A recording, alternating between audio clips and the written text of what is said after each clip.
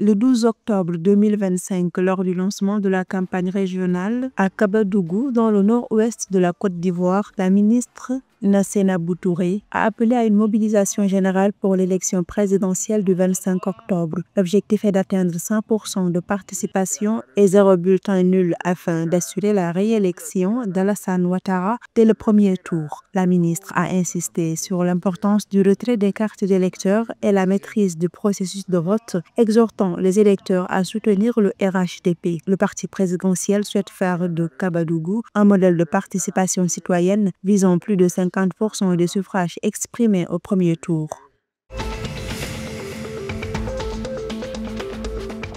Selon le Bureau national des statistiques du Nigeria, le taux d'inflation global du pays a reculé à 18,2% en septembre 2025, enregistrant une baisse notable par rapport au taux de 32,70% observé durant la même période en 2024. En août 2025, celui-ci s'est établi à 20,12%. Le taux d'inflation franchit ainsi la barre des 18% pour la première fois en 3 ans depuis juin 2022 où il était à 18,6%.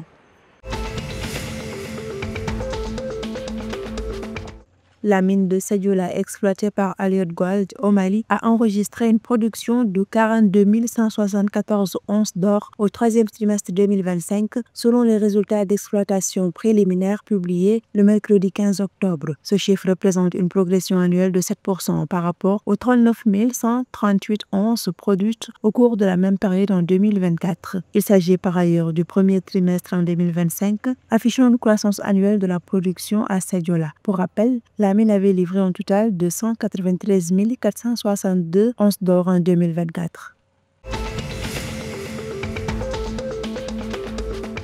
Dans la dynamique du renforcement de l'encadrement pédagogique au second degré, le gouvernement béninois a autorisé le recrutement de 300 élèves conseillers pédagogiques et de 50 élèves inspecteurs pour l'année 2025. Cette décision mise sur la qualité des ressources humaines pour améliorer durablement les performances du système éducatif. Ce recrutement s'inscrit dans une logique de continuité des actions engagées par le gouvernement béninois depuis plusieurs années. Depuis 2016, les investissements dans la formation des ressources humaines de l'éducation n'ont cessé de croître au Bénin.